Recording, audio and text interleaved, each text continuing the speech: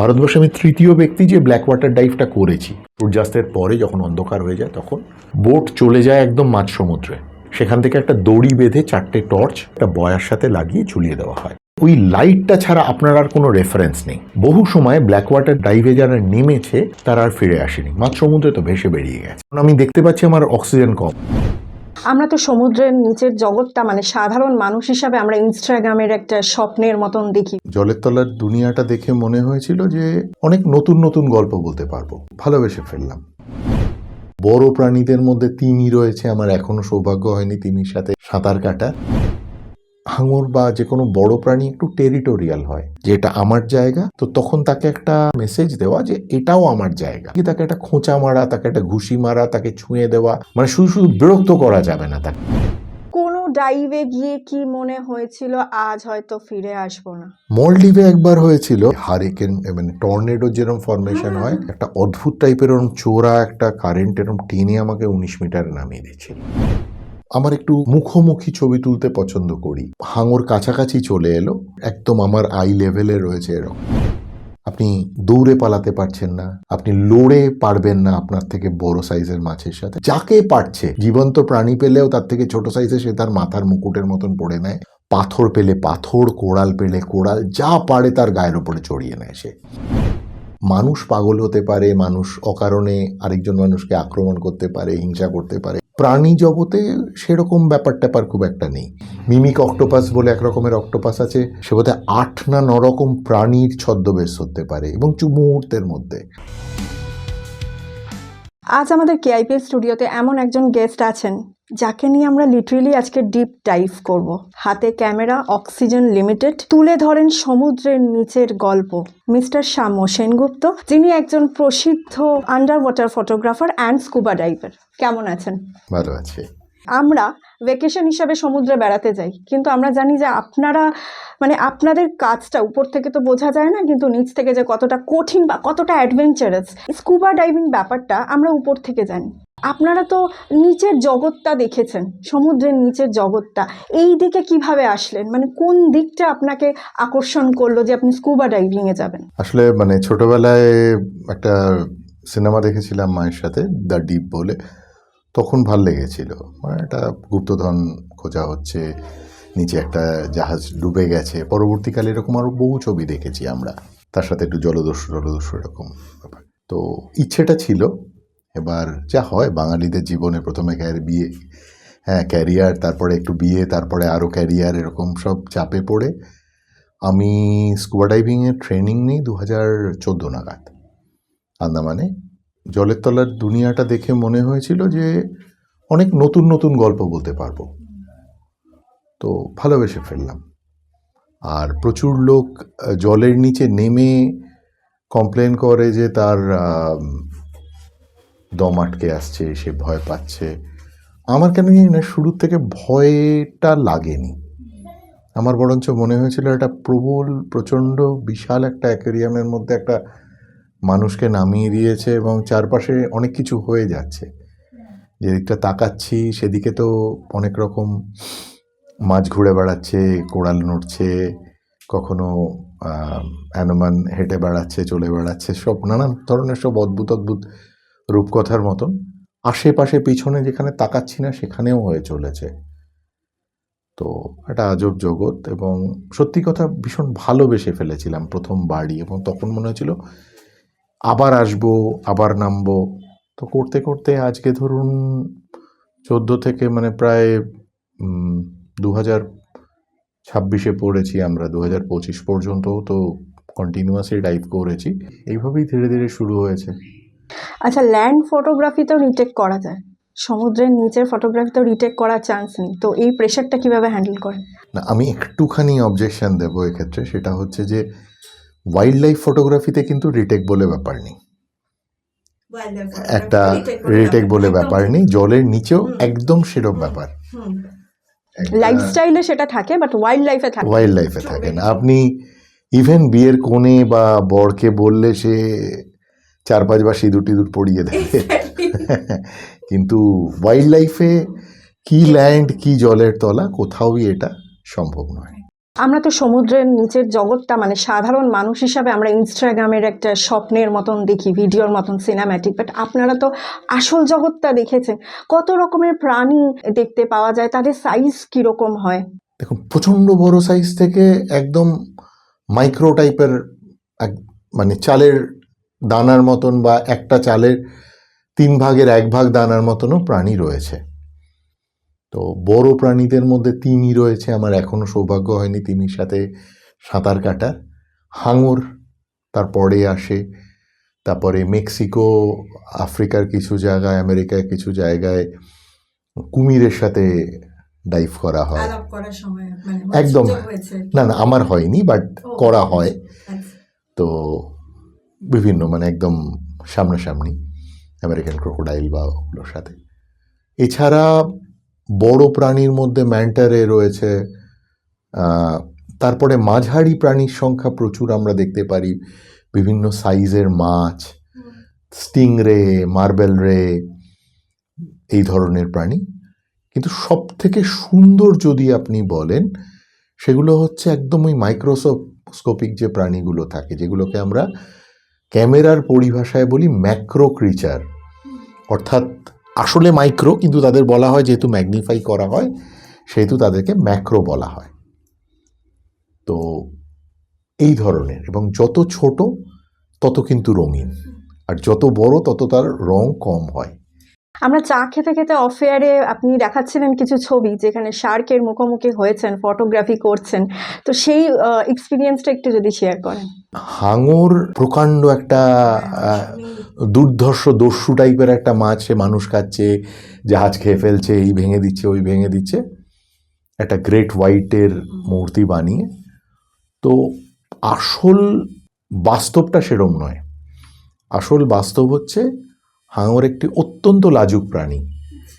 সে মানুষের ধারে কাছে সে পাত্তাই দেয় না মানুষকে, মানুষের কাছে আসবে কেন সে? কারণ আমরা মিষ্টির দোকানে কেন ঢুকি? মিষ্টি খাবো বলে। তো বা রোলের দোকানে কেন ঢুকি? রোল খাবো বলে। তো মানুষের কাছে একটা হাঙর কেন এসে সময় নষ্ট করবে? আমরা ওদের ন্যাচারাল ফুড চেনের মধ্যে পড়ি না। মানুষ পাগল হতে পারে, মানুষ অকারণে আরেকজন মানুষকে আক্রমণ করতে পারে, হিংসা করতে পারে। প্রাণী জগতে সেরকম ব্যাপার ট্যাপার খুব একটা নেই। তারা লড়াই করে, তার পিছনে কোনো একটা লজিক থাকে। তো ফলে লজিক যদি আমি ফলো করি, হাঙরের কিন্তু মানুষের কাছাকাছি আসার কোনো কারণ নেই, যদি না সে প্রচণ্ড কৌতূহলী হয়, যদি না আপনি প্রচণ্ড নড়াচড়া করেন তার সামনে, যদি না সে মনে করে এটা হয়তো আমার খাবার। যেমন আমরা যে ফিন, যে জুতোগুলো পরে নামি জলের নিচে, ফিন বলা হয়, স্কুবা ফিন বলা হয়। যদি কোনো হাঙর কাছাকাছি চলে এলো, তখন আপনি প্রচণ্ড পা নাড়াচ্ছেন বা কিছু করছেন, তখন হাঙরের কৌতূহল হতে পারে যে এটা আমার খাবার কিনা। সে তখন একটু হয়তো চেখে দেখতে পারে, কিন্তু কোনো কারণ ছাড়া হাঙর মানুষ আক্রমণ করবে এরকম হয় না। ঠিক আছে। আর আমি খুব কাছাকাছি থেকে হাঙরের কিছু ছবি তুলেছি, এবং তখন হাঙরও খুব কাছাকাছি আমার কাছে চলে এসছে আর কি, হয়তো কৌতূহল বসে কিছু, কিন্তু কোনো ক্ষতি করেনি। আর আমাদের অনেক রকম ব্রিফিং থাকে। এক হচ্ছে আই কন্ট্যাক্ট মেনটেন করা, একটা বড় প্রাণী তো, আর ভার্টিক্যাল পজিশন মেনটেন করা, খাড়া থাকা। হাঙর বা যে কোনো বড় প্রাণী একটু টেরিটোরিয়াল হয়, যে এটা আমার জায়গা।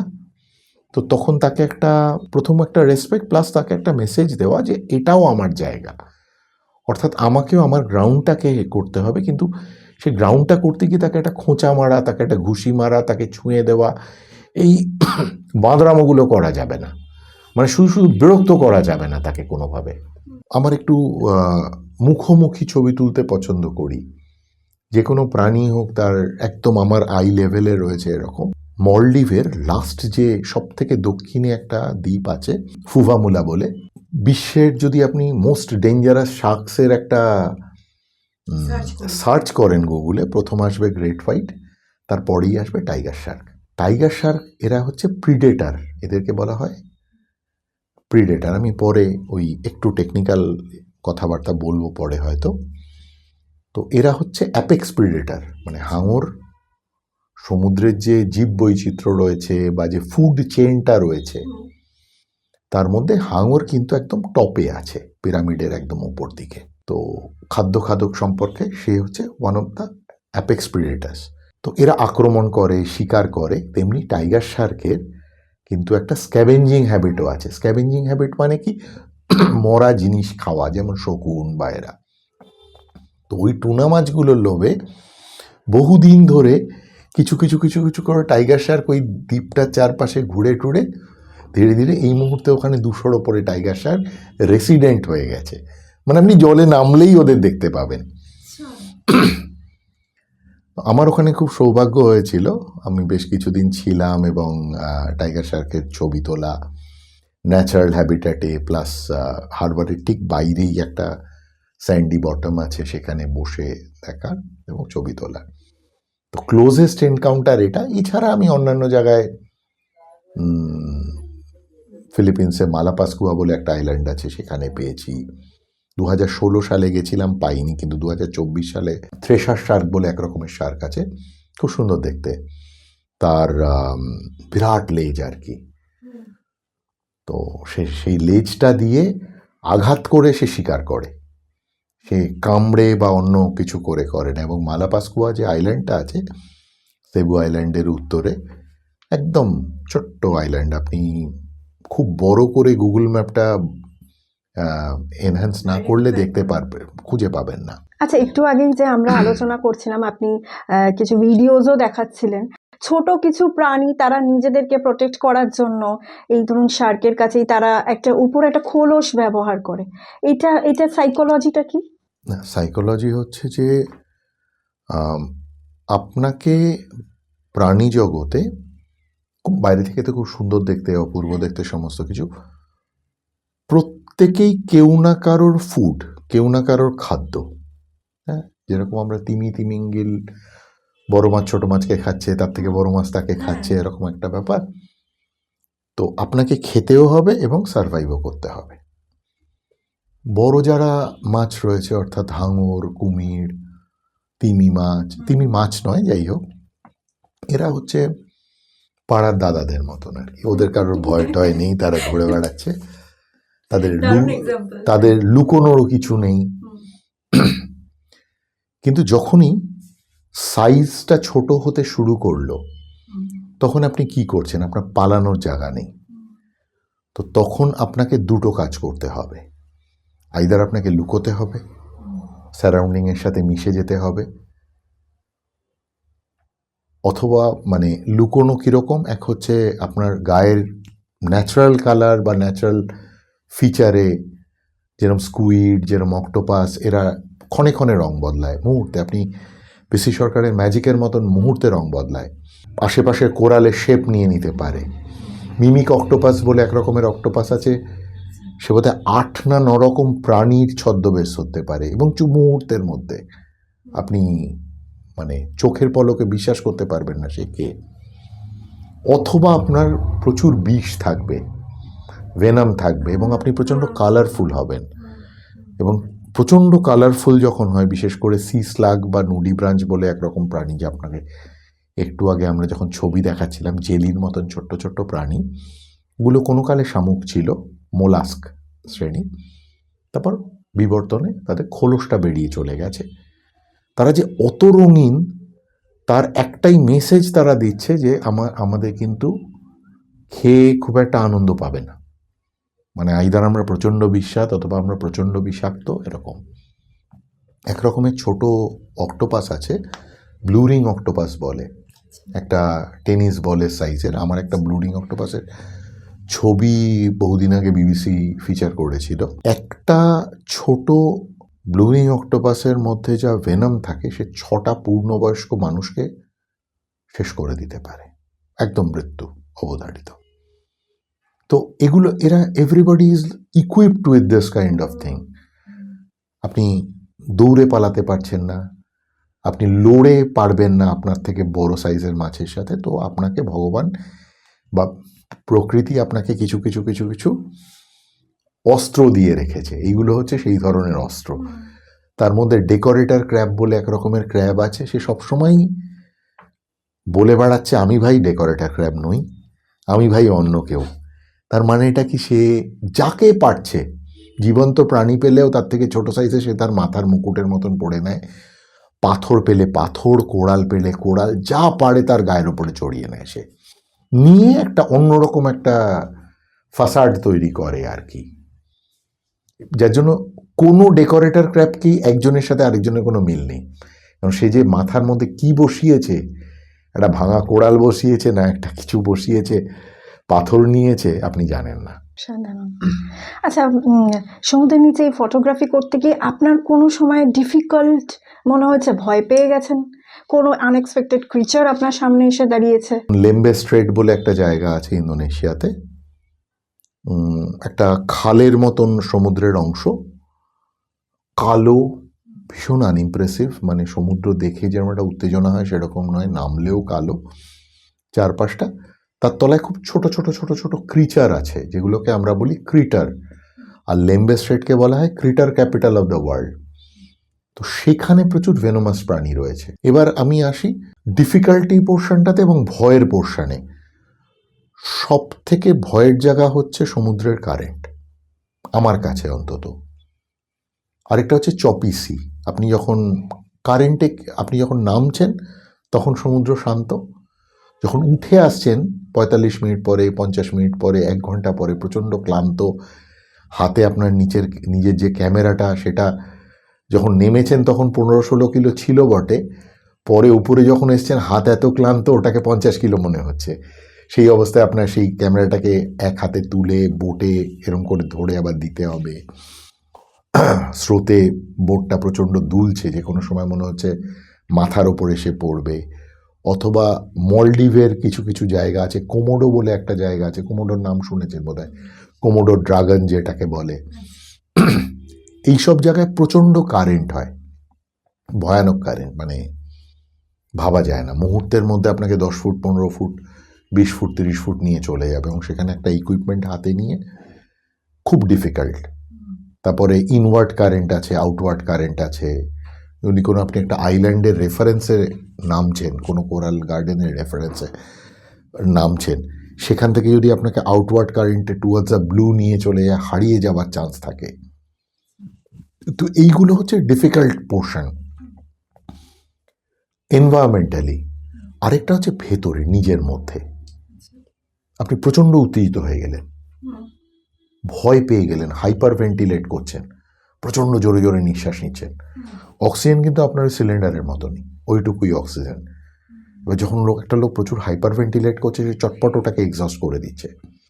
যাদের সাথে ডাইভ করতে নেমেছেন তাদের অক্সিজেন ফুরোয়নি, তারা তো ডাইভ করে যাচ্ছে, আপনি তাদের লজ্জায় পড়ে রিপোর্ট করেননি। তো এইসব সময় প্রচণ্ড বাজে ধরনের অ্যাক্সিডেন্ট হয়ে যাওয়ার চান্স থাকে। তো এইগুলোই ডিফিকাল্ট পোর্শন, একটা বাইরের আর একটা ভেতরে। নিজে অসুস্থ বোধ করছেন, তা সত্ত্বেও কিছুদিন আগে যে জুবিন গর্গের যে কেসটা হলো, তো আমি কাগজে পড়ে যেটুকু যা মনে হয়েছে কি উনি খুব সুস্থ অবস্থায় নামেননি। মানে আমি সরাসরি আর কিছু বলছি না। তো অসুস্থ যদি থাকেন, you have to be very honest, সেটাকে আপনার স্কিপ করা উচিত। কারণ আন্ডার ওয়াটারে নয়, ঠ্যাং ভেঙে গেল, মাথা পেটে গেল, হাত কুড়ে গেল, ওরকম হয় না। আপনি আইদার বাঁচবেন অথবা বাঁচবেন না, খুব সিম্পল ল। কী করলে বাঁচবেন, যা যা নিয়ম আছে একদম 1, 2, 3, 4 করে নিয়মগুলো মেনে চলতে হবে, কোনো পাকামো করা যাবে না। এটা একটু আগে আপনি বলছিলেন ডিসিপ্লিন, অসম্ভব ডিসিপ্লিন হতে হবে। আচ্ছা, এই যে বড় প্রাণীদের আমরা অনেক সময় যখন দেখি, কোনো শোতেও যদি দেখে থাকি, তাদের কালারটা কিন্তু গ্রে কালার, লাইট কালার। অ্যাকোয়ারিয়ামে যখন আমরা দেখি মাছেদের, তখন খুব কালারফুল দেখি, মানে কালার ডিফারেন্সটা কেন? রাস্তায় আপনি যদি, আমি একটা অন্য এক্সাম্পল দিয়ে শুরু করছি, রাস্তায় একটা লোক যদি কমলা রঙের একটা জামা পরে বা একটা হলুদ রং বা একটা লাল রঙের জামা পরে, তাহলে তো আপনি সাথে সাথে তাকে দেখবেন। প্রাণী জগতে কি করে আপনি রংটা দেখছেন না, সূর্যের আলোটা তার জামায় রিফ্লেক্ট করে আপনার চোখে আসছে। সূর্যের আলো জলের নিচে খুব কম যায়, কম পৌঁছয়। তো যদি সূর্যের আলো না পৌঁছয়, আমরা লাল বা অরেঞ্জটা না দেখতে পারি, তাহলে সেই রঙগুলো কি হলো? আমার ক্যামোফ্লেজিংয়ের রং। অর্থাৎ ছোট প্রাণী রঙিন এই কারণে সে ক্যামোফ্লেজ করছে, সে লুকিয়ে আছে আপনার সামনে, আর যার লুকানোর দরকার নেই তার রং হচ্ছে ফ্যাকাশে। তিমি, হাঙর, এদের রং হচ্ছে ফ্যাকাশে। ম্যান্টারে, বড় বড় ওশেনিক ম্যান্টা বা এগুলো, এর কালো সিলভারি কালারটা হচ্ছে এই কারণে ওরা কাউকে ভয় পাচ্ছে না, ওরা নিজেরা তো প্রিডেটার, তো ওদের লোকানোর দরকার নেই। পাড়ার দাদা। এই প্রসঙ্গে একটা ছোট্ট কথা বলি, সেটা হচ্ছে আন্ডার ওয়াটারে কিন্তু ফটোগ্রাফিটা পুরোটাই ফ্ল্যাশ ফটোগ্রাফি। প্রচুর প্রচুর আলো নিয়ে গিয়ে ওখানে সূর্যের আলোটাকে রিক্রিয়েট করি টু ক্যাপচার দ্য কালার। যে রঙিন ছবিগুলো আমরা দেখি, ছোট প্রাণীদের ঝলমল করছে, নেমোর যে ছবি টবি আমরা দেখতে পাই, সেই কালারগুলো কিন্তু ক্রিয়েট করতে হয় আমাদের আলো ফেলে, অ্যাজ ইফ যেন সূর্যটা অত সমুদ্রের গভীরে নেমে এসছে। মানে লেম্যানের চোখ দিয়ে যদি আমরা দেখি, আমরা ওরকমই লাইট দেখবো যেটা আমরা ডে লাইটে দেখে থাকি ল্যান্ডের উপরে, আদারওয়াইজ রংটা চোখে পড়বে চোখে না। পড়বে না। তো এত ইকুইপমেন্টস নিয়ে এই জলের মধ্যে ব্যালেন্সিংটা মেনটেন করে নিচে গিয়ে লাইট সেট আপ করে তারপরে প্রপার জিনিসটাকে পাওয়া যায় হয়। যে কারণে মিনিমাম 50টা ডাইভ না করলে বা 100টা ডাইভ না করলে বলা হয় যে তুমি ক্যামেরা নিয়ে জলের নিচে যাবে না। খুব রিসেন্টলি এই থাইল্যান্ড গভর্নমেন্ট থেকে একটা, গত বছরই আর কি, বোধহয় সেপ্টেম্বর না অক্টোবর মাসে একটা গাইডেন্স জারি করেছে যে যারা শিখছে বা যারা একদম নতুন, বোধহয় 15-20টা ডাইভ পোস্ট ট্রেনিং হয়নি, তারা কোনো ক্যামেরা নিয়ে নিচে নামতে পারবে না। ক্যামেরারও ক্ষতি করবে, নিজের ক্ষতি করবে, অন্য জলের প্রাণীরও ক্ষতি করতে পারে। প্লাস এগুলো আন্ডার ওয়াটারের ইকুইপমেন্টগুলো একটু দামি হয় আর কি, সেগুলোরও ক্ষতি হয়। আপনি যখন ইকুইপমেন্টসের কথা বললেন, তো কি ধরনের ইকুইপমেন্টস নিয়ে যেতে হয়? এটা আমি এই কারণেই জিজ্ঞেস করছি, যারা ধরুন ট্রেনিং নিচ্ছে বা যারা জানতে চায় এই স্কুবা ডাইভিং নিয়ে, তাদের জন্য সুবিধা হবে। স্কুবা ডাইভিং নিয়ে ইকুইপমেন্ট একরকমের হয়, আর আন্ডার ওয়াটার ফটোগ্রাফি আরেক রকম হয়। স্কুবা ডাইভিংয়ে দেখুন একটা জ্যাকেট থাকে। স্কুবা কথাটার মানে হচ্ছে সেলফ কন্ট্রোল ব্রিদিং অ্যাপারেটাস, ঠিক আছে? আমরা ওই জ্যাকেটটার উপরে একটা সিলিন্ডার চড়ানো থাকে, বেসিক্যালি ওই খানিকটা জ্যাকেটের মধ্যে হাওয়া ভরা হয়, খানিকটা লাঙে হাওয়া ভরা হয়, এবং একটা বয়ান্সি মেনটেন করতে হয়। বয়ান্সি মানে কি, আমি একটা যে কোনো ডেপথে যাতে উপরে উঠে যাচ্ছি না বা নিচে নেমে যাচ্ছি না, একটা পার্টিকুলার জায়গায় আমি ব্যালেন্সে রয়েছি। এটা খুব জরুরি। আমরা যেন মহাকাশচারীদের দেখেছি না, ক্যাপসুলের মধ্যে ঘুরে বেড়ায়, এটা সবচেয়ে কাছাকাছি হচ্ছে একটা এক্সাম্পল। জলের নিচে যে কাণ্ডটা হয়, যখন আপনি হাওয়াটা, জ্যাকেটে কিছু আছে, সিলিন্ডারে কিছু আছে, আপনার লাঙে কিছু আছে, এই তিনটে জিনিস কন্ট্রোল যখন প্রপারলি করতে পারবেন, তখন আপনি একটা স্টেটে পৌঁছবেন, সেটাকে বলে নিউট্রালি বয়ান্ট। নিউট্রাল বয়ান্সিটা যখন আপনার অ্যাচিভ হয়ে যাবে, এটা করতে করতে করতে করতে হয়, কোনো হার্ড অ্যান্ড ফাস্ট রুল নেই। খানিকটা হাওয়া ছেড়ে দিতে হবে, খানিকটা হাওয়া ভরতে হবে, কোমরে কিছু ওয়েট থাকে, সেগুলোকে অ্যাডজাস্ট করতে হবে। আবারও বলছি, কোনো হার্ড অ্যান্ড ফাস্ট রুল নেই। একটা ফিলিং আসে, যেরকম গাড়ি আমরা রিফ্লেক্সে চালাই, ওরকম একটা ফিলিং আসে। 10টা 15টা 20টা ডাইভ করতে করতে লোকের এটা এসে যায়।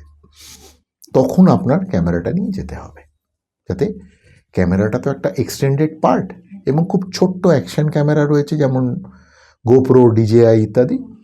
তারপরে চলে আসছে আমাদের বড় ক্যামেরা, আমাদের যে কোম্পানিগুলো রয়েছে, যেমন আমি ক্যাননের ক্যামেরা ইউজ করি, কারণ আপনি জানেন আমি ক্যাননের একজন এক্সপ্লোরার। তো আমি এই মুহূর্তে ইউজ করি ক্যানন R5।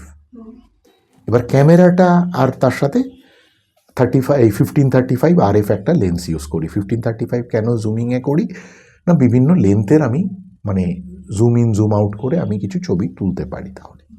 আর ওই ফোকাল লেন্থটা আমার খুব সুটেবল মনে হয়েছে 1535। আমি ফিক্স লেন্স জলের তলায় ইউজ করতে, ম্যাক্রো ফটোগ্রাফি ছাড়া, ছোট জিনিস ছাড়া আমি ইউজ করতে পছন্দ করি না বড় জিনিসের জন্য। এবার এইটার একটা বাক্সের মধ্যে ঢুকিয়ে দিতে হয়, বাক্সটাকে বলে হাউজিং। আমি এর আগে একটা ফাইবার গ্লাসের হাউজিং ইউজ করতাম, একটা আনফর্চুনেট ইভেন্ট হয়েছিল, পরে বলছি। এখন নটিক্যাম বলে একটা কোম্পানি আছে, তার একটা অ্যালুমিনিয়ামের হাউজিংয়ে আমরা ঢোকাই। এবার ক্যামেরার লেন্সটা যত বড় হয় তত বড় একটা পোর্ট থাকে। পোর্ট মানে হচ্ছে একটা ওপর নেই নিচ নেই একটা সিলিন্ড্রিক্যাল একটা গ্লাসের মতন জিনিস যার মধ্য দিয়ে লেন্সটা যাবে। আর লেন্সের যে ফ্রন্টটা যেখান দিয়ে আমি দেখছি তার জন্য একটা পোর্ট থাকে, সেটাকে ডোম পোর্ট বলে, অর্থাৎ একটা বড় ফিশ আইয়ের মতন একটা বড়। বাইরের যে কোনো জিনিসের আমি যার ছবি তুলবো সেটা ওই ডোম পোর্টের ওপরে তার রিফ্লেকশনটা পড়ে, আর লেন্সটা তার ভেতর থেকে ছবিটা তোলে। পুরো এইভাবে পুরো ব্যাপারটা হয়। এছাড়া আলো নিয়ে যেতে হয়। আপনি যত বেশি আলো নিয়ে যাবেন তত আপনার ভালো ছবি হবে, তত আপনি ডিপে আরও ভালো ছবি পাবেন। আলো দু রকমের হয়, একটা হচ্ছে ফ্ল্যাশ লাইট যেগুলোকে আমরা স্ট্রোব বলি, অথবা হচ্ছে টর্চ লাইট যেগুলোকে আমরা ভিডিও লাইট বলি। এছাড়াও ফোকাস লাইট আছে, পাতলা, নানান রকম, মানে আরও বেশি টেকনিক্যালে যাব না কারণ একটু ঘিজঘিজে ব্যাপারটা। তো এই মোটামুটি জিনিস। আর যাই নিয়ে যান না কেন সেটাকে এখন একটু স্ট্যান্ডার্ড ইকুইপমেন্টের ক্ষেত্রে ভ্যাকিউম করে নিতে হয়। ভেতরকার যে হাওয়াটা আছে সেটাকে বার করে নিতে হয় যাতে বাইরের জলটা ভেতরে না ঢোকে। আচ্ছা, ভারতবর্ষের কোন কোন জায়গা রয়েছে স্কুবা ডাইভিং বা ফটোগ্রাফির জন্য, আন্ডার ওয়াটার ফটোগ্রাফির জন্য উপযুক্ত বলে আপনার মনে হয়? স্কুবা ডাইভিংয়ের জন্য ভালো, দেখুন আন্ডার ওয়াটার ফটোগ্রাফি যে কোনো জায়গায় করা যায়, ভিজিবিলিটি একটু ঠিকঠাক হলে। মানে আন্দামান খুব, হ্যাভলক আইল্যান্ড, চিড়িয়া টাপু, এগুলো খুব ভালো জায়গা। পন্ডিচেরিতেও প্রচুর লোক যায়। গোয়াতে স্কুবা ডাইভিং হয় এবং বড় বড় এজেন্সিও আছে, ভালো এজেন্সি আছে, কিন্তু ভিজিবিলিটি খুব খারাপ। মানে ইয়ার্কি মেরে বলা হয় যে খুব ভালো দিনে, যেদিনকে সব থেকে ভালো ভিজিবিলিটি রয়েছে সেদিন তুমি তোমার কোনোইটা দেখতে পাবে। এই যে আপনি আন্ডার ওয়াটার ফটোগ্রাফি করতে গিয়ে কোনো একটা মোমেন্টে কি এরকম হয়েছিল মনে হলো এই শটটা আমি মিস করলাম আর হয়তো এই শটটা আমি পাবো না? সবসময় মনে হয়, সব সময় মনে হয়, প্রত্যেকটা ট্রিপের পরে মনে হয় যে আমি উপরে উঠে এসে যখন ক্যামেরাতে এই ছবিগুলো দেখি মনে হয় আমার মতন জঘন্য ফটোগ্রাফার দুনিয়ায় জন্মায়নি এবং আমি আর কোনোদিন আর আসবো না। কারণ প্রত্যেকবার আমি আসি, সময় নষ্ট করি, পয়সা নষ্ট করি, আমি কিছুই তুলে আনতে পারিনি। এটা প্রত্যেকবার ফেল হয়। একটা অসম্ভব ফ্রাস্ট্রেশন কাজ করে, কারণ ভালোর তো কোনো শেষ নেই না। যেটা মনের মধ্যে যে ভালোটা ভাবি যে এটা করব, সেটা আমার মনে হয় আমি এখনো পাইনি করে উঠতে। কোনো ডাইভে গিয়ে কি মনে হয়েছিল আজ হয়তো ফিরে আসবো না? মলদ্বীপে একবার হয়েছিল, হারিকেন মানে টর্নেডো যেরকম ফরমেশন হয়, একটা অদ্ভুত টাইপের এরকম চোরা একটা কারেন্ট এরকম টেনে আমাকে 19 মিটার নামিয়ে দিচ্ছিল মুহূর্তের মধ্যে। ওখানকার একজন মানে খুব সিনিয়র একজন গাইড ছিল এবং তিনি আমাকে ওই সেফটি স্টপের বালাই না করে সোজা তুলে দিয়েছিল। আমি বললাম সেফটি স্টপ হলো না, বলে তুমি তো বেঁচে গেলে। 19 মিটার মানে হচ্ছে 357 ফিট, 60 ফিট মতন, আর আমার সেফটি স্টপটা হচ্ছে 15 ফিটে, মানে 15 ফিট থেকে 60 ফিটের যে জার্নিটা ওটা একটা ফ্র্যাকশন অফ আ সেকেন্ডে হচ্ছিল। It happen twice that day. তৃতীয়বারের বার ওরা চান্স নেয়নি, তুলে দিয়েছে। তো এটা কি আনপ্রেডিক্টেবল, আগের থেকে বোঝা যায় না? না, ট্যুরিজম, স্কুবা ডাইভিং, এগুলো কি ওশনকে কোনোভাবে ড্যামেজ করছে? সব ভালো জিনিসেরই খারাপ দিক আছে, সব খারাপ জিনিসেরই কিন্তু একটা ভালো দিক আছে। মানে গোল উত্তর হলো, কিন্তু স্কুবা ডাইভিং যখন কোথাও হয় সেখানে ইললিগাল ফিশিং আর হয় না। যে একটা ট্রলার নিয়ে চলে এলো একটা কোরাল রিফের ওপরে, কোরাল রিফ ড্যামেজ করে একটা নোঙর নামিয়ে হচ্ছে, সেটা ইম্পসিবল করা যখন রোজ কিছু স্কুবা ডাইভিং বোট সেখানে যাবে এবং স্কুবা ডাইভাররা নামবে, কারণ সেটা রিপোর্টেড হবে, পুলিশ বা নেভি যেই থাক সে গিয়ে তাদের অ্যারেস্ট করবে। প্লাস হচ্ছে একটা অ্যাওয়ারনেস করা। মানে আমি আজকে আন্ডার ওয়াটার ফটোগ্রাফি যখন করছি নিশ্চয়ই আমার একটা পারপাস আছে, আমি ওটা নিয়ে আর একটু পরে বলছি। বাট আমি যদি আপনাকে বলি আজকে সেভ দ্য টাইগার, আপনার মনের মধ্যে একটা সুন্দর একটা ছবি ফুটে উঠবে না, যে আহা বাঘটাকে একটু বাঁচাই, লক্ষ লক্ষ কোটি কোটি ছবি। তো আমি যদি আপনাকে বলি সেভ দ্য শার্ক, তো আপনার মনে হবে মানুষটা পাগল, একটু নেশা ভাঙ করে এসছে, ভুলভাল বলছে এরকম মনে হবে। তো এই মেসেজটা দেওয়া দরকার, কানেকশনটা নেই। আমি যখন বলছি যে সেভ আওয়ার ওশান, আপনি যখন অক্সিজেন নিচ্ছেন 50% অফ দ্য অক্সিজেন আসছে আপনাদের সমুদ্র থেকে, আমাদের যা টোটাল সাপ্লাই আছে। তো সমুদ্রটাকে তো বাঁচাতে হবে, সমুদ্রের প্রাণীগুলো মরে গেলে তো সমুদ্র বাঁচবে না। যখন আমরা বলি এটাকে যে save the ocean, ocean acidification, ocean level rise করছে, সমস্ত কিছু করছে, তো আপনি যখন চিন্তা করছেন তখন কানেকশনটা কোথায় আসছে? আপনি দেখছেন একটা কালো রঙের লোক বলছে, একটা সাদা রঙের লোক বলছে এই কথাগুলো, যে ফুটেজ দেখাচ্ছে সেটা বিদেশের কোনো ফুটেজ, ভারতবর্ষের নয়, একটা আফ্রিকার ফুটেজ দেখাচ্ছে, একটা আমেরিকার ফুটেজ দেখাচ্ছে, বা দূর দেশের ফুটেজ দেখাচ্ছে। তখন আপনার মনে হবে যে, স্বাভাবিকভাবে মনে হবে যে ওটা দূর দেশের কোনো ব্যাপার, আমার ভারতবর্ষের ওটা সমস্যা না, ওটা সাদা চামড়ার লোকের সমস্যা, ওটা কালো চামড়ার লোকের সমস্যা। যতদিন কোভিড চায়নায় ছিল ততদিন তো আমাদের সমস্যা ছিল না, এখানে ধরা পড়ার পরে তো আমাদের সমস্যা হয়েছে। আমরা আসলে ভুলে যাই যে ভারতবর্ষের যে কোস্টাল লাইনটা আছে ৭,৫০০ কিলোমিটার কোস্টাল লাইন, সারা বিশ্বের 7th longest coastal line. 20% of our population, ১৪০ কোটির মধ্যে 20%, ২৮ কোটি ডিরেক্টলি ব্লু ইকোনমি থেকে করে খাচ্ছে। অর্থাৎ সমুদ্রের 1%ও ক্ষতি মানে কিন্তু আমাদের 1000% ক্ষতি, আমরা সেটা ভুলে যাই। ফলে স্কুবা ডাইভিং করা, আন্ডার ওয়াটার ফটোগ্রাফি করা, আন্ডার ওয়াটারের ছবিগুলো এনে লোকজনকে দেখানো, এটা একটাই কাজ করছে, ওই কানেকশনটা তৈরি করার চেষ্টা করছে। আজকে যে আমি আপনার এখানে, আমি পরশুদিন বেরিয়ে যাব, আমার সময় নেই, কিন্তু আপনি যখন বললেন আমার মনে হলো একটু কথা বলাটা জরুরি, একটু জানা জরুরি। একটা লোকও যদি দেখে, একটা লোকও যদি বোঝে যে আমাদের বেঁচে থাকার জন্য সমুদ্রটা কতটা জরুরি, তো এই কাজটা প্রকটভাবে বলুন, সূক্ষ্মভাবে বলুন, এই স্কুবা ডাইভিং বা ফ্রি ডাইভিং বা ওই সংক্রান্ত যা যা স্পোর্টস রয়েছে, ফটোগ্রাফি, ভিডিওগ্রাফি, হোয়াটএভার, ওরা এই কাজটা করে যাচ্ছে। এবার ক্ষতি কি, খারাপ দিক কি নেই? ডেফিনেটলি খারাপ দিক আছে, বেশি কোনো কিছুই খারাপ। একটা জায়গা, একটা কোরাল রিফের হয়তো ক্যাপাসিটি হচ্ছে দিনে 200টা লোক নামলে চলে, সেখানে আপনি 2000 লোক নামিয়ে দিলেন, গাদাগাদি হবে, ঠেলাঠেলি হবে, কোরালের ইয়ে হবে, কোরালের ক্ষতি হবে, প্রাণী জগতের মানে যারা রয়েছে সেই স্পেসটাতে আপনি অতিরিক্ত মাত্রায় ঢুকে গেলে তাদের অসুবিধা হবে। তো এখন বিভিন্ন পপুলার যে ডেস্টিনেশনগুলো রয়েছে স্কুবার, সেগুলোকে বাঁচানোর জন্য, কারণ বাঁচলে পয়সা আসে, অপারেটররা কি দেখবে, ওই জায়গাটা টিকে থাকলে আমার টাকা আসবে। যেমন ধরুন সিপাডান, যেমন ধরুন ফুয়ামুলা, এখানে লাইসেন্সিং হয়, একদিন 150টা লোক নামতে পারবে, একদিন 170টা লোক নামতে পারবে, একদিন 4টে স্কুবা স্কুল আছে, তাকে আধ ঘন্টা করে 4টে স্লট আমি দেব, তারপর একটা স্লট থাকবে যারা বেশি পয়সা দিয়ে 1জন বা 2জন এমনি লোক নামবে।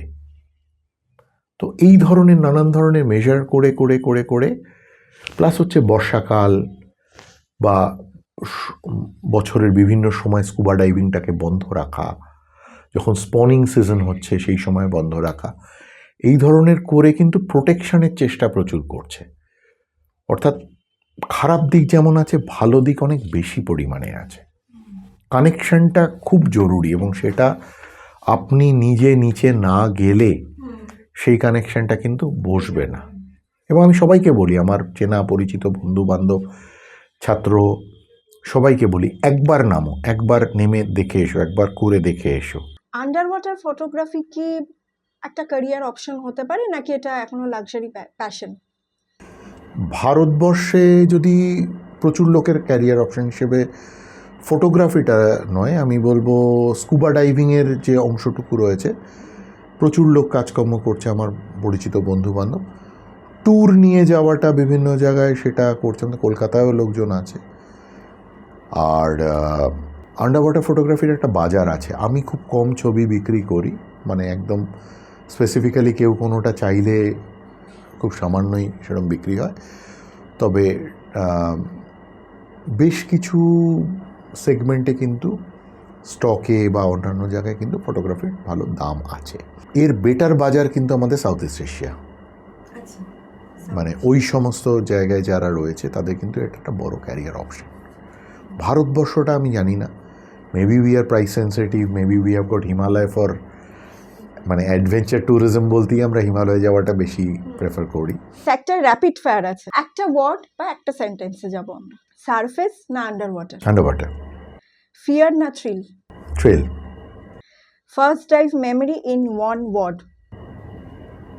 Mind blowing. সবচেয়ে dangerous dive location? None I can remember. Missed shot যেটা এখনো হন্ট করে? So many. ডার্ক ওয়াটার না deep water? Dark water. Oxygen কম হলে প্যানিক না ফোকাস? স্কিপ। আন্ডার ওয়াটারের সময়টা খুব ফাস্ট এগোয় না স্লো? এটা একটা সেন্টেন্সে বলতে হয়, সেটা হচ্ছে যে ডাইভে বোরিং কিচ্ছু দেখতে পাচ্ছি না সেদিনকে মনে হয় উঠতে পারলে বাঁচি, সেদিনকে সময় আর নড়ে না। আর যেদিনকে অনেক কিছু দেখতে পাচ্ছি দুম করে ডাইভ শেষ হয়ে যায়। সারফেসে ফিরে এসে ফার্স্ট কাজ? ক্যামেরাটা ঠিক আছে তো? আন্ডার ওয়াটার ফটোগ্রাফি আর্ট না survival? Art. Worst myth about scuba diving? It's dangerous. Camera ছাড়া ডাইভ করতে পারবেন? করেছি, একদম ভালো লাগেনি। Most peaceful place on earth? Under water. Under water silence scary না হিলিং? আন্ডার ওয়াটার কিন্তু সাইলেন্ট থাকে না, প্রচুর রকমের আওয়াজ কানে আসে, নানান রকম অদ্ভুত ভুটভুট আওয়াজ থেকে সাঁই সাঁই আওয়াজ, মানে নানান রকম আওয়াজ হয়। একমাত্র বুঝতে পারি মাথার ওপর দিয়ে বোট যাচ্ছে কিনা, সেই আওয়াজটা পড়লে বুঝতে পারি। তিমি যখন মাইগ্রেট করে তখন তিমি মাছের মানে তিমির ডাকের আওয়াজ শুনতে বহু লোক ডাইভ করে। প্যারেট ফিশ বলে এক রকমের, বাম্পেট প্যারেট ফিশ বলে এক রকমের আছে। এই প্যারেট ফিশগুলো ওই কোরাল খায় আর পটি করে হচ্ছে বালিটা। তো একটা জোক চালু আছে কি যে যত বালি আমরা দেখি না সমুদ্রের চারপাশে, ওগুলো হচ্ছে প্যারেট ফিশের পটি, হুইচ ইজ আ মিথ। ওরা যে ওই কোরালে যে খাচ্ছে টুকে টুকে, সেই আওয়াজগুলো হয়। যদি সমুদ্র কিছু বলতে পারতো? প্রচন্ড গাল দিত লোকজন যে আর বাবা নোংরা করো না, আর নোংরা ফেলো না। পৃথিবীকে আমরা বলি সেভ দ্য প্ল্যানেট, 5 বার কিন্তু প্ল্যানেট ধ্বংস হয়ে আবার রিভাইভ করেছে। তো আমি একবারও বলি না সেভ দ্য প্ল্যানেট, কারণ আমার হাতে কোনো দায়ভার নেই। এটা সিক্সথ ইয়েটা যেটা ডিস্ট্রাকশন, সেটা কিন্তু চলছে। তো আমরা বাঁচবো না, প্ল্যানেট কিন্তু বেঁচে থাকবে, প্ল্যানেটের মতন করে বেঁচে থাকবে। তো বাঁচান দায় কিন্তু আমাদের, প্ল্যানেটকে বাঁচানোর মহান দায় নেই আমাদের হাতে। খুব কন্ট্রোভার্সিয়াল কথা বললাম, কিন্তু 5 বার অলরেডি আমাদের পৃথিবী ধ্বংস হয়েছে, সব কেউ কিছু বেঁচে, this is the 6th one going on. সমুদ্রের নিচে থাকা কিছু উদ্ভিদ, কিছু প্রাণীর নাম, 3টে হোক 4টে হোক। শাক নিয়ে তো অনেকক্ষণই বললাম আমরা। সিসলাগ আছে, 3-3.5 হাজার রকমের সিসলাগ, যেগুলো খোলস ছাড়া শামুকের মতন। তাদের ফ্যান ক্লাব আছে ইত্যাদি ইত্যাদি। তাদের মেলা হয় অস্ট্রেলিয়াতে, আমেরিকাতে, নানান জায়গায় সিসলাগ কমিউনিটি আছে। অক্টোপাস, নানান রকমের অক্টোপাস আছে। আমার ভীষণ ফেভারিট ক্রিচার, ভীষণ মজার, ভীষণ ইন্টেলিজেন্ট। এবার আমি ডলফিন একটা ট্যুর করবার ইচ্ছে আছে ভবিষ্যতে, হয়তো যদি সম্ভব হয় আরও করব। ম্যান্টারে অসম্ভব গ্রেসফুল, অসম্ভব সুন্দর। আর আরেক রকমের প্রাণী রয়েছে, সেটাকে বলে ব্ল্যাক ওয়াটার ক্রিচার্স আর কি। মানে আমাদের র্যাপিড ফায়ার রাউন্ড অলরেডি শেষ হয়ে গেছে, তো আমরা ওই প্রশ্নটা নিয়ে যদি একটু এলাবোরেটলি কথা বলতে পারি। সমুদ্রের নিচে যে ক্রিচার্স নিয়ে আপনি বলছিলেন, কোরাল রিফ যেগুলো রয়েছে, সেগুলো হচ্ছে আমাদের বোম্বে, কলকাতা, ব্যাঙ্গালোর এরকম শহরের মতন। এবার প্রাণী জগৎ ওখানে, মাছেরা ওখানে কিন্তু ডিম পাড়ে না। কেন ডিম পাড়ে না? না ওখানে প্রিডেটারও তো বেশি থাকছে, ওখানে ফুড যেরকম বেশি থাকছে, শিকারিও বেশি থাকছে, তো সেই ডিম খেয়ে ফেলবে, সেই বাচ্চা খেয়ে ফেলবে, সেখানে মানুষ করা অসুবিধা। এরা কি করে, এরা ওই আরও ডিপে চলে যায়, 200 মিটার, 300 মিটার, 500 মিটার, সেই ডিপতে গিয়ে ডিম দেয়। সেখানে ফুটে ওর বাচ্চাগুলো বেরোয়, আর প্রতি রাতে সেই লার্ভাল ক্রিচারগুলো ধীরে ধীরে সারফেসে উঠে চলে আসে, এসে তারা খাওয়ার সন্ধানে উঠে আসে রোজ। তো তখন যে ওই বাচ্চাগুলো যখন উঠে আসে তাদের থেকে আরেকটু বড় প্রাণী তাদেরকে খেতে ওঠে, আরেকটু বড় প্রাণী তাদেরকে খেতে ওঠে, তারপরে পিঙ্ক অক্টোপাস এরকম প্রচুর সামুদ্রিক ক্রিচার আছে, তারা আসে। তো একটা প্রচণ্ড মানে নাটক চলতে থাকে পুরো জিনিসটার মধ্যে। ছোট্ট ছোট্ট প্রাণীগুলো একটু বড় প্রাণীর পেটের মধ্যে ঢুকে চুপ করে বসে থাকে, গ্যালাক্সির মতন একটা ফর্মেশন করে। এই জিনিসগুলো প্রতি রাতে হয়, প্রতি রাতে এই বাচ্চাগুলো উঠে আসে ওপরে এবং তারা শিকারের শেষে আবার নেমে চলে যায়, এবং যত বড় হয় ধীরে ধীরে তারা তত শোরের দিকে এগিয়ে আসে। এটাকে বলা হয় greatest migration in the world which happens at every night. আর এটা তুলবার জন্য আমরা একটা পার্টিকুলার টেকনিক্যাল ডাইভ হয়, সেটাকে বলে সূর্যাস্তের পরে যখন অন্ধকার হয়ে যায় তখন বোট চলে যায় একদম মাঝ সমুদ্রে। সেখান থেকে একটা দড়ি বেঁধে 4টে টর্চ, 5 মিটার, 10 মিটার, 15 মিটার, 20 মিটারের ডিস্টেন্সে 4টে টর্চ বেঁধে একটা বয়ার সাথে লাগিয়ে ঝুলিয়ে দেওয়া হয়। সেগুলোকে ওই আলোগুলো যে ঝুলতে থাকলো ওটাকে রেখে এবার আধ ঘন্টা আমরা চুপ করে বসে থাকি, তারপর আমরা ডাইভ করি। আর ওই আলোগুলো দেখে অ্যাট্রাক্টেড হয়ে ওই ছোট্ট ছোট্ট যে মাইগ্রেটারি ক্রিচারগুলো আছে ওগুলো ওর চারপাশে ঘুরতে থাকে। যেরকম শ্যামা পোকা দেখেন ওই রকম কালী পুজোর আগে ওরকমভাবে। এবার তাদের খেতে আরও বড় প্রাণী, তাদের খেতে অত বড় প্রাণী, তো ওটা একটা ফটোগ্রাফিক অপরচুনিটি। তো এবার এটা ওপেন সিতে থাকে, আমাদেরকেও ডাইভ করে আমাদের বাঁ দিক বা ডান দিকের রেফারেন্সে ওই লাইটের যে ট্রেলটা ওরকম ঝুলছে ওটাকে দেখে ডাইভটা করতে হয়। এরকম আইডিয়ালি হচ্ছে ওটাকে ঘুরে ঘুরে ডাইভ করা। এবার ডিফিকাল্ট পার্টটা বলছি আর এক্সাইটিং পার্টটা বলছি। ডিফিকাল্ট পার্টটা হচ্ছে ভারতবর্ষে আমি মোস্ট প্রবলি তৃতীয় ব্যক্তি, যে প্রথম বাঙালি, এবং ভারতবর্ষে আমি তৃতীয় ব্যক্তি যে ব্ল্যাক ওয়াটার ডাইভটা করেছি। ব্ল্যাক ওয়াটার মানে পিচ ডার্ক, আপনি কিছু দেখতে পাচ্ছেন না। যতক্ষণ না এই আলোটা দেখতে পাবেন ততক্ষণ আপনার কাছে মানে আলোটা ছেড়ে অন্যদিকে তাকানো মানে আপনি কিছু দেখতে পাচ্ছেন না। আর প্রচুর অ্যানিমাল ঘুরে বেড়ায় এবং জেলিফিশ টেলিফিশ লেগে যেতে পারে। আমার যেমন ঠোঁটে লেগে গেছিলো, ঠোঁট ফুলে গেছিলো একটু, আমি 2-3 দিন খাওয়ার ভালো করে স্বাদ পাইনি। তো মুখ টুক সব ঢেকে নামতে হয় আর কি, কারণ প্রচুর প্রাণী তো চারপাশে। ওই লাইটটা ছাড়া আপনার আর কোনো রেফারেন্স নেই। বহু সময় ব্ল্যাক ওয়াটার ডাইভে যারা নেমেছে তারা আর ফিরে আসেনি, মাঝ সমুদ্রে তো ভেসে বেরিয়ে গেছে, তাদেরকে আর খুঁজে পাওয়া যায়নি। আর ডেপথটা যেটা থাকে সেই ডেপথটা খুব জরুরি মেনটেন করা, আর সেটাও মেনটেন করতে হয় চোখের লাইটের রেফারেন্সে। আমি 20 মিটারে আছি না 15 মিটারে আছি না 10 মিটারে আছি, কারণ কানে প্রেশার পড়তে থাকে জলের। আমি একবারই ব্ল্যাক ওয়াটার ডাইভ করেছি, 2024 জানুয়ারিতেই করেছিলাম, আমি খুব ফিলিপিন্সে আনিলাও বলে একটা জায়গায়। তো আমাকে নিয়ে যিনি ডাইভ করছিলেন, he is one of the best under water dive মানে ফটোগ্রাফার ইন দ্য ওয়ার্ল্ড আর কি, ওয়ান অফ দ্য বেস্ট।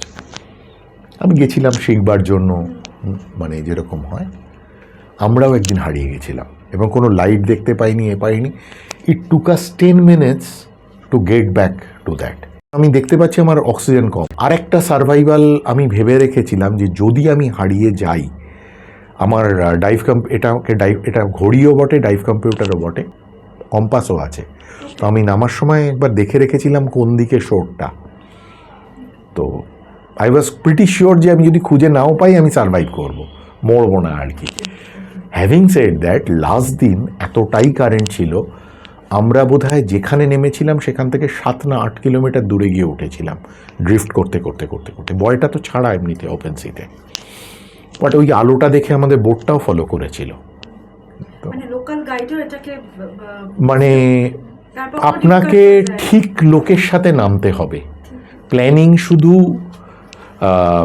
কোথায় যাচ্ছেন, কি দেখবার জন্য যাচ্ছেন, কোথায় থাকছেন, কি খাচ্ছেন, কি ট্রাভেল করছেন না, কার সাথে নামছেন না, সেটা খুব জরুরি। ফলে মানে প্রচুর লোক এখনও সারা বিশ্বে প্রেফার করে কি কোনো ডাইভ স্কিপার বা কেউ, আমাকে প্রচুর লোক কোথাও যাওয়ার আগে প্রশ্ন করে, মেল আসে, মেসেজ করে কি দাদা অমুক জায়গায় যাব বা স্যার অমুক জায়গায় যাব, আমাকে একটা ভালো রেফারেন্স দিন একটা স্কুবা শপের বা কার সাথে নামবো, আমরা সবসময় সেরকম করি। মানে এই ডেনিসের সন্ধানও আমি পেয়েছিলাম। আমার এক বন্ধু আছে জুন বলে, ইয়েতে ফিলিপিন্সে, ভেরি ভেটারান ডাইভার, ইউকে হেরাল্ডে লেখে টেকে, ওকে আমি মেসেজ করে ওই আমাকে এর সাথে ইন্ট্রোডিউস করিয়েছে। তো কার সাথে নামছি, তার কি অ্যারেঞ্জমেন্ট আছে, এটা ভীষণ জরুরি।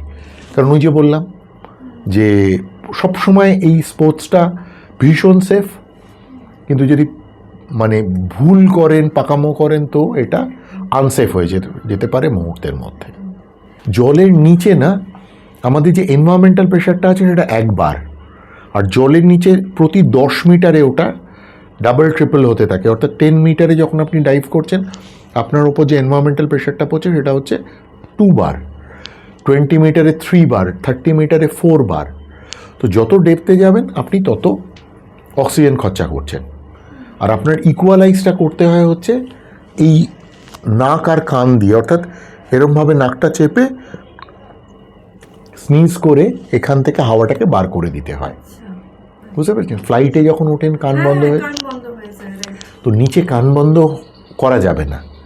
ফলে আপনার যখন সর্দি থাকছে, আপনি অসুস্থ থাকছেন, ওই ইকুয়ালাইজটা যখন আপনি যদি না করতে পারেন তাহলে আপনি নামতে পারবেন না। বুঝতে পেরেছেন? তো you have to be very মানে honest with yourself also, যে পয়সা দিয়েছি মানেই যে নামতে হবে তা না। আপনি যে ইকুইপমেন্টস নিয়ে আমাদেরকে রাদার যারা স্কুবা ডাইভিং করতে যাচ্ছে, যারা ফটোগ্রাফি করতে চাইছে, তাদেরকে আপনি গাইড করলেন। তো এর সাথে আমি এটাও জানতে চাইবো, আপনি যদি এটাও মানে বলে দেন যে কোন ব্র্যান্ডটা ইউজ করা বেটার। ব্র্যান্ড, সব ব্র্যান্ড ভালো, মানে সেন্সার ভালো হলেই ভালো। আমি যেহেতু ক্যাননের সাথে যুক্ত আছি, আমি কিন্তু বরাবরই আমি মানে 90s থেকে আমি ক্যাননই ইউজ করি, মানে long before I was officially associated with Canon. হ্যাঁ, তো তাও আমি বলবো ব্র্যান্ড সব ভালো, যে যা করছেন করুন। বা আমার মানে ক্যানন সম্পর্কে জানতে গেলে ডেফিনেটলি আমাকে আপনারা জিজ্ঞেস করতে পারেন। আমার ফ্লাডিংয়ের আগে আমি Canon 5D Mark III use করতাম। হ্যাঁ, আপনারা তো জানেন, আপনারা নিজেরাও ইউজ করছেন, মানে স্পেসিফিক্যালি ওয়েডিং সেগমেন্টেও বেশ পপুলার ছিল ওটা, আমার খুব ফেভারিট। আর এখন আমি R5 ইউজ করছি। এবার আপনি যদি বলেন যে আজ একটা ক্যামেরা নিয়ে কাল একটা ক্যামেরা নিয়ে নামা যায় কি না, তো এখানে একটা টেকনিক্যাল ডিফিকাল্টি আছে। এই যে বাক্সটার ছবি আপনারা দেখালেন হাউজিংয়ের, প্রত্যেকটা হাউজিং তৈরি হয় প্রত্যেকটা একটা পার্টিকুলার মডেলের জন্য একটা হাউজিং তৈরি হয়। কারণ আমাকে বাইরে দিয়ে ভেতরকার বাটনগুলোকে কন্ট্রোল করতে হয়। অর্থাৎ আমার প্রচণ্ড ইচ্ছে থাকলেও আমি R5 Mark II বা R6 Mark III ইউজ করতে পারবো না, কারণ তাহলে আমাকে পুরো হাউজিংটা আবার চেঞ্জ করতে হবে, which is a little costly affair আর কি। এই যে অসাধারণ কিছু ফটোগ্রাফস আমরা দর্শকদের অলরেডি অনস্ক্রিনে দেখাচ্ছি, আপনি যখন বলছেন রেফারেন্স হিসাবে আমরা দেখাচ্ছি। এবার এই এক্স্যাক্টলি এই ফটোগ্রাফস বা আপনি যে প্রজেক্টগুলো করছেন, সেই ভিডিওসগুলো, সেই কাজগুলো দেখতে হলে আপনার ইনস্টাগ্রাম প্রোফাইলে যাবে তো তারা? হ্যাঁ, ডেফিনেটলি। আমার একটা ওয়েবসাইট আমি তৈরি করা শুরু করেছিলাম, সেটা মোটামুটি 70% হয়ে পড়ে আছে। তো 2026-এর রেজলিউশন হচ্ছে ওটাকে শেষ করা। বাট আমি ইনস্টাগ্রামে মোটামুটি রেগুলার স্টোরি এবং পোস্টে। আমার ইনস্টাগ্রামের হ্যান্ডেলটার নাম হচ্ছে মেরিন, MARINE_পিক্সেলস। তো ওখানে মোটামুটি রেগুলার পোস্ট হয়, সপ্তাহে 1-8টা পোস্ট হয়। আমি স্টোরি প্রচুর দিই ওখানে। আমার ট্রাভেলের ছবিও, আমি মানে বেড়াতেও খুব ভালোবাসি, আমি রান্নাও করতে খুব ভালোবাসি, তো সেই সব ছবি স্টোরিতে দিই। বাট আমার মানে মেন যে পোস্টগুলো রয়েছে ইনস্টাগ্রামের বডিতে, মোস্টলি ওয়াইল্ড লাইফ এবং আন্ডার ওয়াটার ওরিয়েন্টেড আর কি। মিস্টার সাম্য সেনগুপ্ত, তার লেন্স দিয়ে আজকে আমরা এইটা বুঝলাম, সমুদ্র যতটাই সুন্দর ততটাই ফ্র্যাজাইল। সো ডিপ ডাইভ, কিন্তু অলওয়েজ রেসপেক্ট ওশেন। ভালো থাকবেন। আমরা আবার বসবো আপনার নেক্সট প্রজেক্ট হবার পরে। আমাদের এই ইয়ারটা শেষ হবার নয়, মানে গল্প মনে হয় যত করব ততই মনে হয় আরও জানার মানে কৌতূহলটা বেড়ে যায়। তাও আমরা জানি না, আমরা আশা করি অনেকটাই কভার করতে পেরেছি। আপনাদের যদি কোনো প্রশ্ন থাকে অবশ্যই আমাদের কমেন্ট সেকশনে লিখে জানান।